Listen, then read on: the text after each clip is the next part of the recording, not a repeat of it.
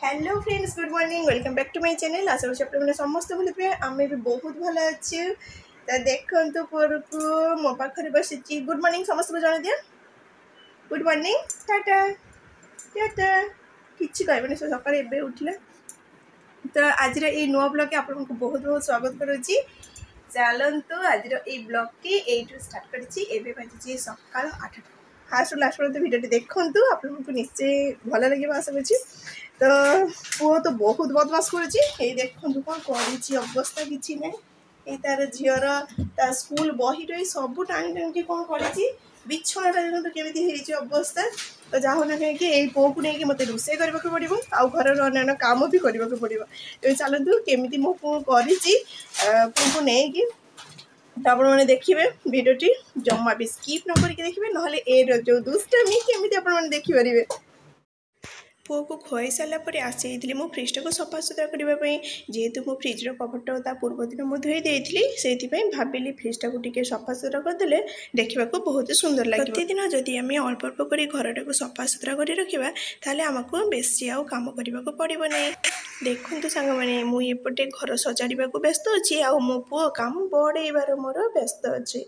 आ गोटे गोटे आलू नहीं कि से बाहर पटे सब पकई दूसरी। देखिले तो सांग मैंने घरटा को कौन अवस्था कर रखी। एबे तो मात्र बाजी 9टा एतिकी अवस्था आउ तो दिन सारा अच्छी। सत कथा कि ता पछरे दौड़ी दौड़ी मोर मुंड खराब हो जाए, गुड़ हाथ सब बिंधा बिंधी करे किंतु तार किछि हुएनी, तार किछि भी रिएक्शन ही नहीं। मो संगे जेते मो खेल खेल पूरा थकी जाए ना एठी मो चली आसे मोर छोट बुढ़ा बगीचारे किंतु मो बेसी किछि लगलगी करी नहीं कहीं ना मोर देह पूरा खराब थिला 2 मास जाक से किछि मो लगे नहीं। ए छोट छोट चारा गछ केते बढ़िया होती देखु से अल्प अल्प माने सकाଳେ ମୁଁ ଟିକେ ପାଣି ଦେଇଦିଏ।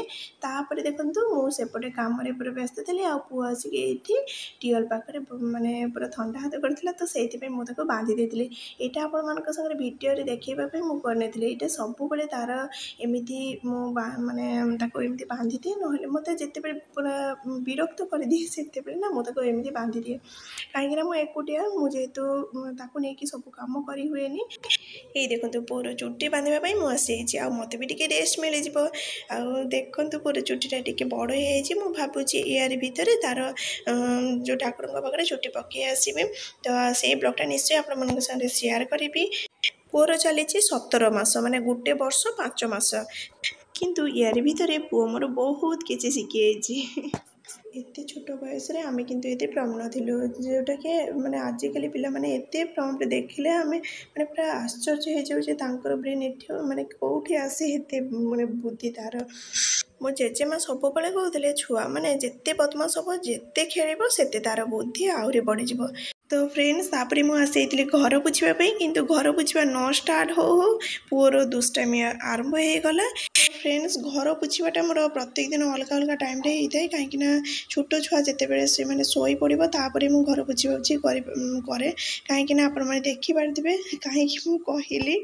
तो यार रिजनटा है ये देखो पानी सब पकई देती मुझे सेपटे कम व्यस्त थी तो से पानी उपरे से शोई पड़ो यही माने तार विभिन्न प्रकार एमती दुष्टामी होता है। तो फ्रेंड्स पुणी ताको नहीं पुणी बांधीदेवी तापर मुझे कम करी आउ तार देखो मुहटा केमी सुखी पूरा कौन कर से बुझी बुझी पाऊनी। तो जेहेतु मुझे टियल पाखे कम करी तो से टियल पाखे मुझे बांधी देती बांधी देले कौन हम से तथा निश्चिंत नुहे जे मु बांधीदेली से गोटे जगह बसब खेल ये नुहे।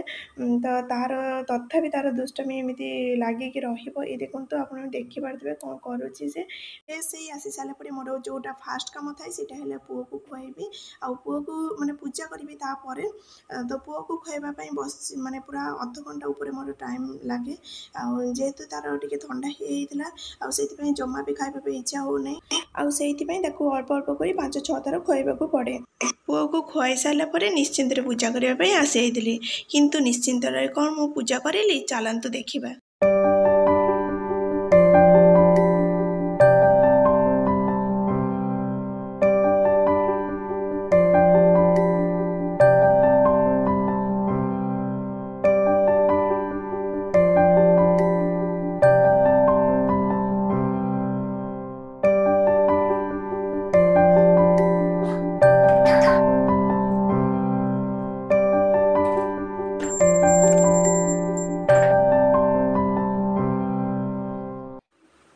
आसई चुली रे भातटा बसैवाई प्रत्येक दिन मुझे चुली रे भातटा बसई दिए आउ तरकारीटा मु गैस रे रोषे कर दिए। फ्रेंड्स मो हजबैंड आनी चिकेन आउ फ्रिज रे माछ तो मो अध घंटा रखी बाहर कर तार भितर मु भाविली पुओटा को टिके गाधे देवी आउ गाधे सारा पर मु पुणी रोषे करी।